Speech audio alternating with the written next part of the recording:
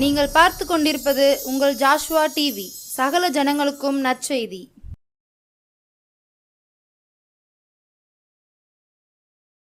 காணாமல் போன ஆடா இருந்தேனே ஏசையா, கண்ணோக்கி பார்த்தீரே, கவலைகளை மாற்றினீரே, மறக்கவில்லையே, மார்போடு அணைத்து கொண்டீரே, தேடி வந்தீரே, தீமைகளை அகற்றி விட்டீரே.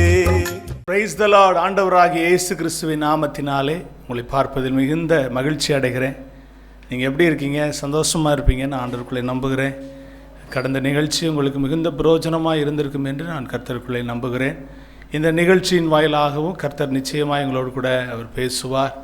உங்களுடைய கலக்கங்கள், உங்களுடைய வேதனைகள், உங்களுடைய துன்பங்கள், உங்களுடைய துயரங்களெல்லாம் கர்த்தர் மாற்றுவார். தொடர்ந்து இந்த நிகழ்ச்சியை பார்த்து கர்த்தருடைய நாமத்தை மகிமைப்படுத்துங்க. ஆண்டவர் உங்களை ஆஸ்வதிப்பார். இந்த நாளிலும் கூட நாம் வேத பகுதியை திருப்பிக் கொள்வோம். மத்தேயு சுவிசேஷம் 8ஆம் அதிகாரம் 10ஆம் வசனத்தை நாம் வாசிக்க கேட்போம். இயேசு இதை கேட்டு ஆச்சரியப்பட்டு தமக்கு பின் செல்லுகிறவர்களை நோக்கி இஸ்ரவேலர்களுக்குள்ளும் நான் இப்படிப்பட்ட விசுவாசத்தை காணவில்லை என்று மெய்யாகவே உங்களுக்கு சொல்லுகிறேன் என்பதை நாம் வாசிக்கிறோம். அன்பானவர்களே, இன்றைக்கு நாம் சிந்திக்க போகிறதான காரியம் என்ன அப்படின்னா, இயேசு கிறிஸ்து ஆச்சரியப்பட்டு தமக்கு பின் செல்கிறவர்களை நோக்கி அப்படின்னு அங்கே நம்ம வாசிக்கிறோம். எனக்கு அன்பான தெய்வ பிள்ளைகளே, இன்றைக்கு நாம் சிந்திக்க போகிற தலைப்பு பின் செல்கிறவர்கள் எப்படி இருக்க வேண்டும். யாரை பின் செல்கிறவர்கள்? இயேசுவுக்கு பின் செல்கிறவர்கள் எப்படி இருக்க வேண்டும் என்பதை குறித்து இன்றைக்கு நாம் தியானிக்க போகிறோம். கர்த்தருடைய நாமம் மகிமைப்படட்டும். இன்றைக்கி உலகத்தில் அரசியல்வாதிகளை, சமுதாய தலைவர்களை, முன்னோடியாய் அநேகரை முன்னிறுத்தி அவர்களுக்கு பின்னாக செல்கிற எத்தனையோ கூட்டங்கள் உண்டு, எத்தனையோ நபர்கள் உண்டு. ஆனால் இன்றைக்கு நம்முடைய ஆண்டவராகிய இயேசு கிறிஸ்துவை பின் செல்கிற, அவருக்கு பின்னால் செல்கிற, பின்பற்றுகிற நபர்கள் எப்படி இருக்க வேண்டும் என்பதை நாம் அறிந்து கொள்ள வேண்டியது அவசியமாக இருக்கிறது.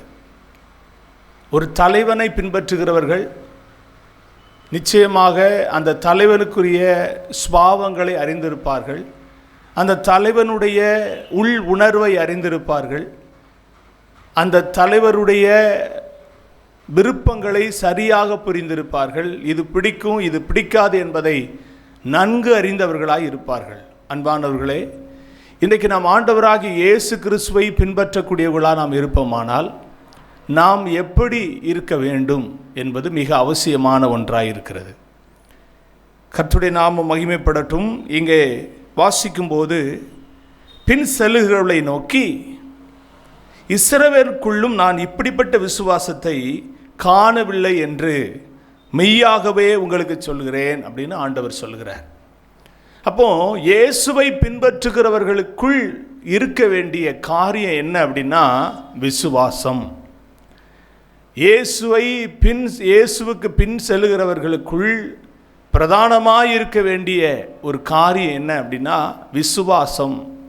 விசுவாசம் ரொம்ப முக்கியமானது என்பதை இயேசு இந்த இடத்துல நமக்கு அழகாக சுட்டி காட்டுகிறதை பார்க்கிறோம். நிறைய பேர் இயேசுவை பின்பற்றினார்கள், நிறைய பேர் இயேசுவுக்கு பின் சென்றார்கள். ஆனால் எல்லாருக்குள்ளேயும் விசுவாசம் இருந்ததா என்று பார்த்தால் இல்லை.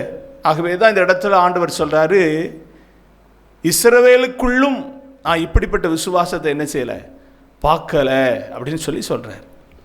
அப்போ நல்லா புரிஞ்சுக்கோங்க, விசுவாசம் என்ற வார்த்தை மாத்திரமல்ல, எந்த மனிதனுக்குள்ளேயும் எவருக்குள்ளேயும் காண முடியாத அளவுக்கு மிகுதியான ஒரு விசுவாசம் தேவை என்பதை இங்கே நமக்கு சுட்டி காட்டுகிறது. கிறிஸ்தவ ஜீவியத்தில் மிகவும் முக்கியமான ஒன்று விசுவாசம். பொதுவாக சொல்வார்கள், கிறிஸ்தவ வாழ்க்கையின் அடித்தளமே விசுவாசம்தான் அப்படின்னு சொல்லுவாங்க. பேஸ் மட்டுமே விசுவாசம்தான் சொல்லுவாங்க. ஏன்னா ஆண்டவராக இயேசு கிறிஸ்துவை விசுவாசிக்கிற அனுபவம் தான் ஆவிக்குரிய வாழ்க்கை.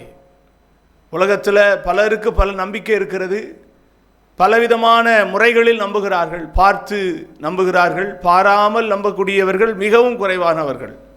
நம்முடைய வணக்க முறை, நம்முடைய தொழுது கொள்ளக்கூடிய முறை என்பது அது முழுக்க முழுக்க விசுவாசம் நிறைந்தது. ஆகவே கர்த்தருடைய பிள்ளைகளே, இயேசுவை பின் செல்லுகிற, இயேசுவுக்கு பின்னால பின்பற்றுகிறவர்களுக்குள் இருக்க வேண்டிய முதல் காரியம் என்னன்னா விசுவாசம்.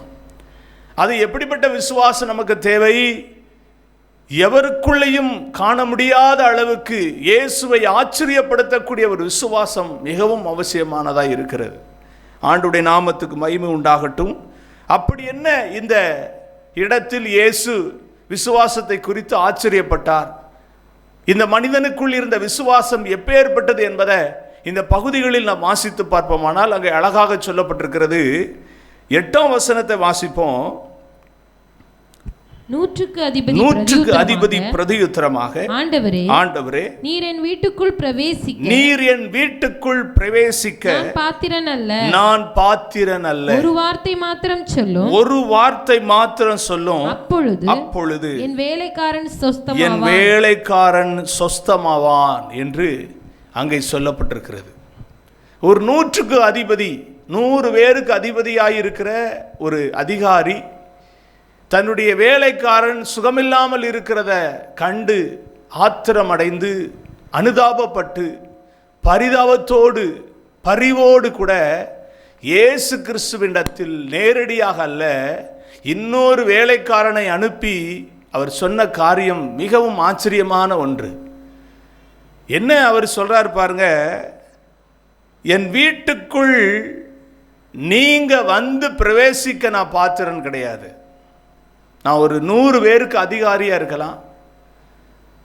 ஜனங்கள் எல்லாரும் அதிகாரியாக என்னை கண்டு எனக்கு கனமும் மரியாதையும் கொடுக்கக்கூடிய காரியங்கள் இருக்கலாம். ஆனால் இயேசு கிறிஸ்துவாகிய நீங்க, உலக இரட்சகராகிய நீங்க என்னுடைய வீட்டுக்குள், உலகமெல்லாம் என்னை பார்த்து, உலகத்தில் இருக்கிற எல்லாரும் என்னை பார்த்து அதிகாரி என்று சொல்லி ஒரு மேன்மையான ஸ்தானத்தை சொல்லுகிறார்களே, மேன்மையான ஸ்தானத்தை உடையவனாயிருக்கிற என்னுடைய வீட்டுக்கு நீங்க வருவதற்கு நான் பாத்திரவான் அல்ல, நான் தகுதியானவன் அல்ல. அன்பானவர்களே, கொஞ்சம் பதவி நமக்கு வந்துட்டாலே நம்ம எவ்வளோ பெரிய ஆட்கள் ஆயிடுறோம். பதவி வருவதற்கு முந்தின நாள் வரை நம்முடைய வாழ்க்கை வேற மாதிரி இருந்திருக்கும். பதவி வந்த பிறகு நம்முடைய வாழ்க்கை எங்கேயோ போயிடும். பேச்சு, நட, செயல்பாடு, வாழ்க்கை முறை இதெல்லாம் மாறிடும். ஆனால் இந்த 100க்கு அதிபதி இயேசுவை தன்னுடைய வீட்டிற்கு அவர் வருவது, நான் பாத்திரன் அல்ல, நான் தகுதியானவன் அல்ல, நான் அருகதை அற்றவன் என்ற அந்த காரியத்தை இங்கே பதிவு செய்கிறார். அது மாத்திரம் அல்ல, அடுத்த வார்த்தை தான் ரொம்ப முக்கியமானது. பாத்திரன் அல்லன்னு சொல்லிட்டு சொல்றாரு, ஒரு வார்த்தை மாத்திரம் சொல்லும், என் வேலைக்காரன் இங்க அவன் சொஸ்தமாயிருவான். எவ்வளவு பெரியதான ஒரு விசுவாசம் பாருங்க. இயேசுவை அவன் பார்த்து பேசல, ஒரு வேலைக்காரன் மூலமாகத்தான் அந்த வார்த்தையை சொல்லுகிறான். அந்த வார்த்தையினுடைய அழுத்தத்தை அங்க அழகா சொல்றான் பாருங்க. நீங்க ஒரு வார்த்தை சொல்லுங்க, வேலைக்காரன்ட்ட ஒரே ஒரு வார்த்தை சொல்லுங்க, அவன் சொஸ்தமாயிருவான், அவன் சுகமாயிருவான்னு ஒரு வார்த்தை மட்டும் சொல்லுங்க, அடுத்த செகண்டே அவன் சுகமாயிருவான். நீங்க வந்து அவனை பார்த்து அல்லது அவனிடத்துல கொஞ்சம் பேசி அல்லது அவனை தொட்டு அவனுக்கு எதையாவது செய்துதான் அவனை சொஸ்தமாக்கணும்னு நான் விசுவாசிக்கல. ஒரே ஒரு வார்த்தை நான் சொல்லுகிற அந்த காரியத்தை நீங்க கேட்டு, இப்படி ஒரு வேலைக்காரன் சுகமில்லாமல் இருக்கிறான், எங்களுடைய அதிகாரி அவனுக்காக வேண்டிக் கொள்ளும்படி என்னை அனுப்பினாருங்கிற செய்தியை கேட்ட மாத்திரத்தில் அவன் சொஸ்தமாயிருவான்னு ஒரு வார்த்தை சொல்லுங்க, உடனே அவன் சுகமாயிருவாயா.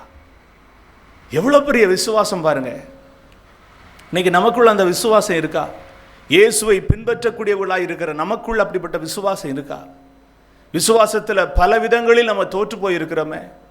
விசுவாசத்தில் நம்முடைய வாழ்க்கை மிகவும் தளர்ந்து போயிருக்கிறது. இந்த வார்த்தையை கேட்குற உங்களை பார்த்து ஆண்டவர் பேசுகிறார். நீங்கள் ஒருவேளை பல வருஷமாக ஆண்டவரை ஆராதிக்கிற பிள்ளைகளாக இருக்கலாம், இன்னும் கூட கர்த்தருடைய ஊழியத்தை செய்யக்கூடிய ஊழியக்காரர்களாக கூட நீங்கள் இருக்கலாம். உங்கள் வாழ்க்கையில் விசுவாசம் எந்த அளவுக்கு ஸ்திரத்தன்மை உள்ளதாக இருக்குது யோசிங்களேன். சின்ன சின்ன ஊழியங்களை செய்யக்கூடியவங்களா நீங்கள் இருக்கலாம். ஊழியத்தை செய்வதற்கு ஆர்வமுடையவராக இருக்கிற நீங்கள் உங்கள் விசுவாசத்தின் வாழ்க்கையில் பலகீனமாக இருக்கீங்களே, கர்த்தனைக்கு உங்கள் விசுவாசத்தின் வாழ்க்கையை பலப்படுத்த உங்களோடு பேசுகிறாரு. அவரை பின்பற்றுகிற பிள்ளைகளுக்கு விசுவாசம் மிகுதியாக இருக்க வேண்டும். எப்படிப்பட்ட விசுவாசம் இருக்க வேண்டும்?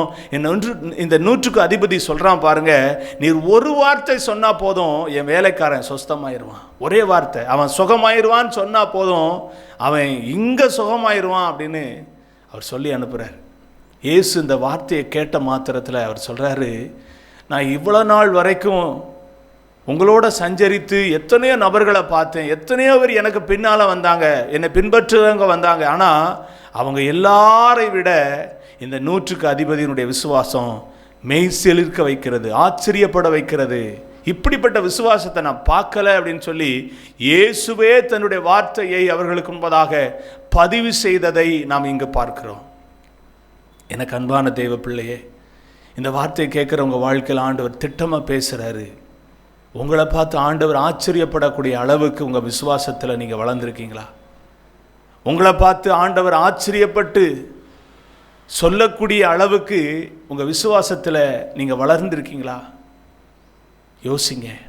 ஒருவேளை இந்த வார்த்தையை கேட்குற உங்கள் வாழ்க்கையில் விசுவாசத்தில் மிகவும் குறைந்த அனுபவத்தில் இருப்பீங்கன்னா, இந்த வார்த்தைக்கு அப்புறம் ஆண்டவர் உங்களை பலப்படுத்துவாராக.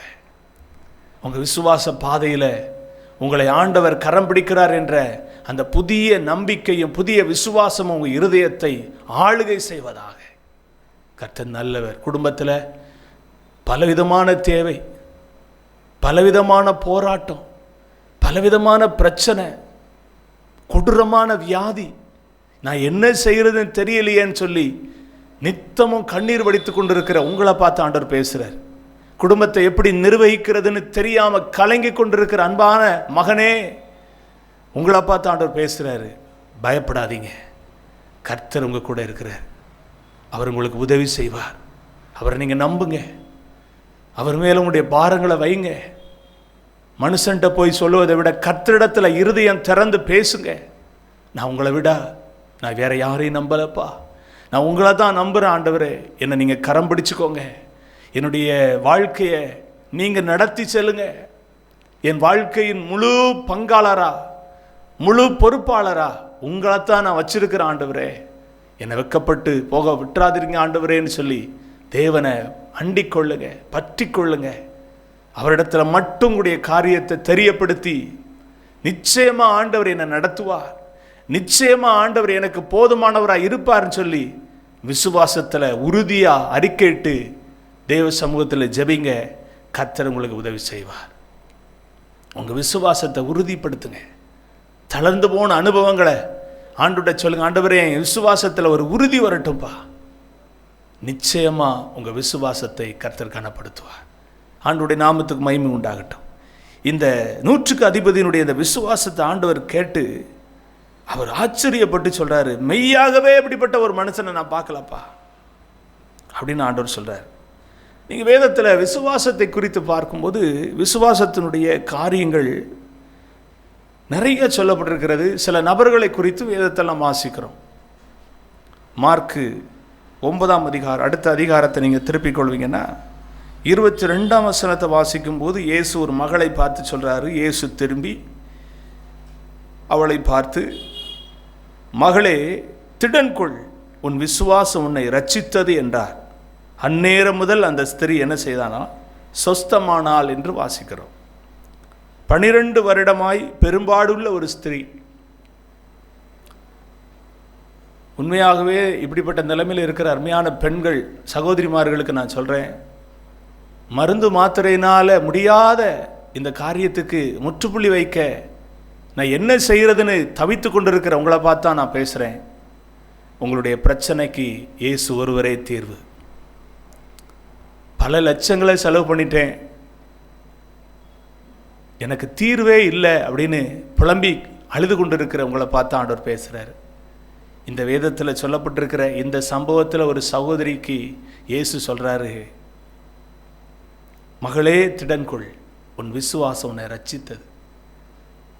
12 வருடமாக அந்த பிரச்சனையில் இருந்த அந்த மகள் எவ்வளோ போராடி இருப்பா, எவ்வளோ வேதனைப்பட்டிருப்பா, எவ்வளோ அங்குலாய்த்திருப்பா, எத்தனை பேர் அவளை அவமானமாக பேசியிருப்பாங்க, எவ்வளோ நிந்தையான வார்த்தையில் தன்னுடைய இருதயத்தில் சுமந்திருப்பா.